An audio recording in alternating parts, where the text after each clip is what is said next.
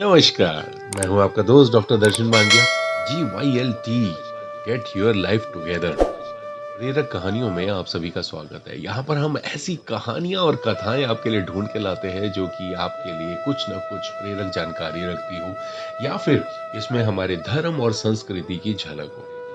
सावन का महीना चल रहा है, शिवरात्रि आ रही है। आप सभी को मेरी तरफ से एडवांस में ही हैप्पी शिवरात्रि शिवरात्रि की बहुत बहुत बहुत शुभकामनाएं।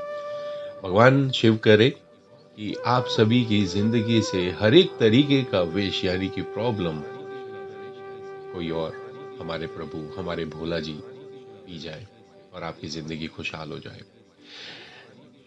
कोशिश तो कीजिए, भोले को अपने साथ रखिए हमेशा। होते हमेशा हमारे साथ ही हैं, पर हम अपनी सोच से उनको गुम कर चुके हैं। आपको मदद तभी मिलेगी जब आप मांगेंगे, ये चीज आपको समझनी होगी। तो धर्म और संस्कृति के साथ जुड़े रहिए। आज की जो कहानी है वो भी हम कुछ इसी तरीके की लेके आए, बट इसके अंदर से जो एक विचार निकल के आया वो इसकी हेडिंग में है। आज की हमारी प्रेरक कथा, इसे हम कथा कहेंगे, कहानी नहीं कहेंगे। प्रेरक कथा का शीर्षक है मृत्यु के भय को कैसे जीते। आखिर में हम अपने शब्दों में भी आपसे कहानी के सार के ऊपर बात करेंगे। ठीक है जी। एक बार माता पार्वती ने भगवान शिव से ऐसे गूढ़ ज्ञान देने का अनुरोध किया जो संसार में किसी जीव को प्राप्त न हो। वह अमृतत्व का रहस्य प्रभु से जानना चाहती थी, सुनना चाहती थी। अमृतत्व का रहस्य किसी को पात्र के हाथ न लग जाए, इस चिंता में पड़कर महादेव पार्वती जी को लेकर एक निर्जन प्रदेश में गए। उन्होंने एक गुफा चुनी और उस गुफा का मुख अच्छी तरह से बंद कर दिया। फिर महादेव ने देवी को कथा सुनानी शुरू की। पार्वती जी थोड़ी देर तक तो आनंद लेकर कथा सुनती रही, जैसे किसी कथा कहानी के बीच में हुंकारी भरी जाती है। इसी तरीके से उसी तरह देवी काफी समय तक हुंकारी भरती रही, लेकिन जल्द ही उन्हें नींद आने लगी। उस गुफा में तोते यानी शुक का एक घोंसला भी था। घोंसले में अंडे से एक तोते के बच्चे का जन्म हुआ। वह तोता भी शिव जी की कथा सुन रहा था। महादेव जी की कथा सुनने से उसमें दिव्य शक्तियां आ गईं। जब तोते ने देखा कि माता सो रही है, कहीं महादेव कथा सुनाना बंद ना कर दें, इसलिए वह पार्वती जी की जगह हुंकारी भरने लगा। महादेव कथा सुनाते रहे, लेकिन शीघ्र ही महादेव को पता चल गया कि पार्वती के स्थान पर कोई और हुंकारी भर रहा है।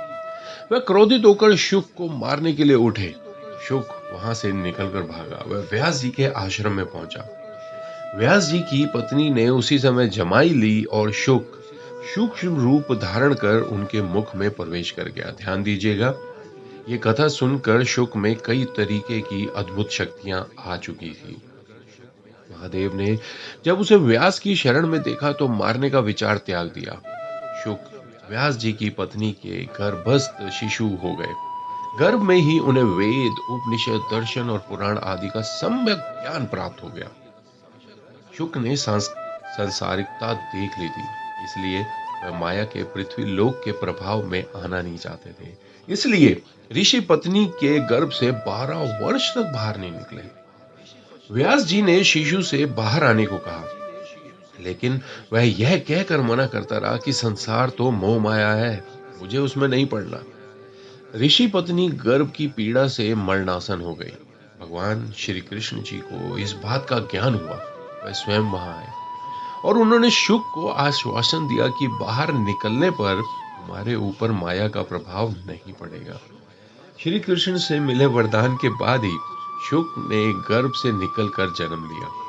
जन्म लेते ही शुक ने श्री कृष्ण और अपने माता पिता को प्रणाम किया और तपस्या के लिए जंगल चले गए। व्यास जी उनके पीछे पीछे पुत्र पुत्र कहकर पुकारते रहे, किंतु शुक ने उस पर कोई ध्यान न दिया। व्यास जी चाहते थे कि शुक श्रीमद् भागवत गीता का ज्ञान प्राप्त करे, किंतु शुक तो कभी पिताजी की ओर आते ही ना थे। व्यास जी ने एक युक्ति की।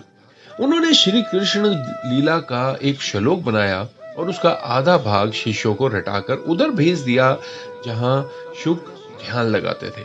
एक दिन शुकदेव जी ने यह श्लोक सुना वह श्री कृष्ण लीला के आकर्षण में खींचे सीधे अपने पिता के आश्रम तक चले आए। पिता व्यास जी से उन्होंने श्रीमद् भागवत गीता के 18,000 श्लोकों का विधिवत ज्ञान लिया।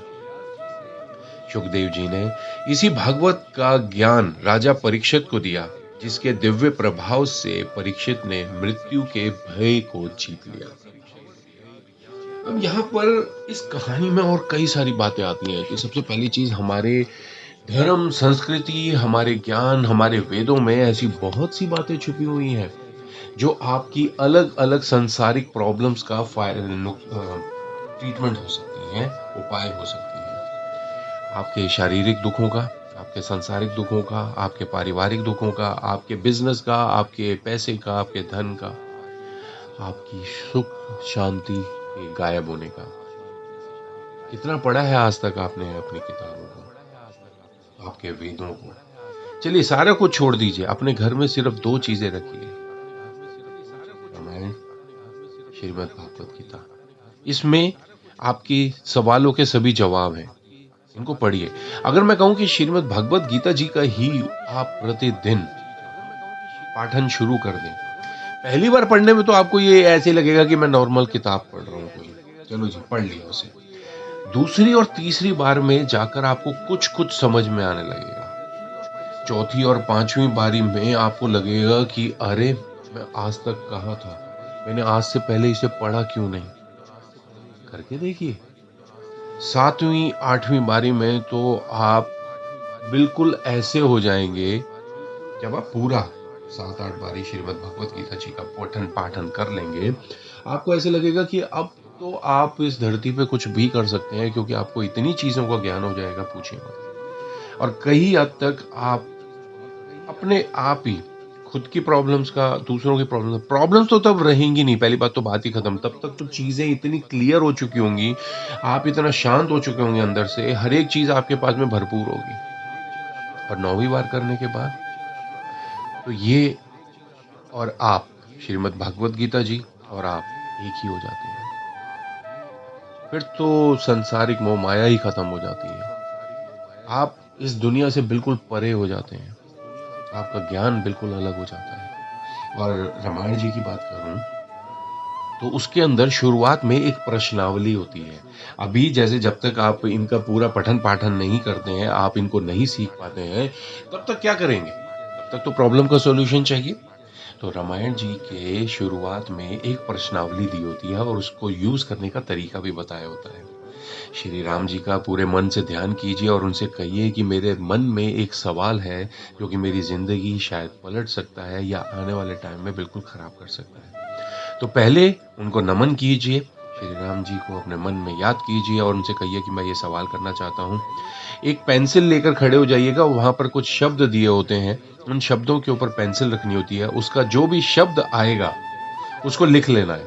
फिर उससे हर 9वां शब्द लिखते जाना है, लिखते जाना है, लिखते जाना है, लिखते जाना है। जैसे आपने पहले अगर ह आ गया, तो उसके बाद में 9वां शब्द लिखना है, फिर उसका 9वां शब्द, उसका 9वां शब्द। ये इस तरीके से जब आपके पास में कम से कम 8-10 शब्द इकट्ठे हो जाएँ, तो उसके सीधे हाथ पे जाइएगा, वहाँ पर आपको कुछ श्लोक दिए होंगे। उन श्लोकों में उस शब्द को ढूँढना है कि आपने जो ये 10, 12, 15 लेटर्स निकाल लिए हैं, उससे कौन-सा शब्द कौन से उसमें श्लोक में दिखाई दे रहा है। आपका जवाब वहीं पर आपको मिल जाएगा। बात तो यही है ना कि हम इन सवालों के जवाब के लिए बाहर घूम रहे हैं, जबकि हर एक चीज़ हमारे वेदों में, ग्रंथों में, हमारी धर्म संस्कृति में भरी हुई है। बस यही है कि बीच में कुछ ऐसा गैप आ चुका है, जिसको भरने के लिए अब हमारे बीच में कोई भी नहीं है। हमें फिर से इसे ढूँढना होगा। आइए, हमारी संस्कृति की तरफ चलें, हमारी संस्कृत भाषा की तरफ चलें, जो कि बहुत ही वैज्ञानिक है। इसको कई वैज्ञानिक मान भी चुके हैं। इसके बारे में भी हम ऑलरेडी पोस्ट कर चुके हैं। पढ़िएगा हमारे ग्रुप्स में जाके। तो बस यही चाहता हूँ कि आप खुश रहें, खुशहाल रहें, आपका परिवार हमेशा सुख समृद्धि से भरा रहे। बस यही हमारी आशा है। कल फिर मिलेंगे एक नई प्रेरक कहानी के साथ या कथा के साथ या जानकारी के साथ। तब तक हमारे साथ जुड़े रहें, जोड़ते रहें। अगर ये पोस्ट, ये ऑडियोज़ आपको पसंद आ रही हों, तो इसे और अपने दोस्तों के साथ, अपने रिश्तेदारों के साथ में शेयर करें और उन्हें भी फ़ायदा पहुँचाएँ। Bye bye. Take care. जय श्री राम।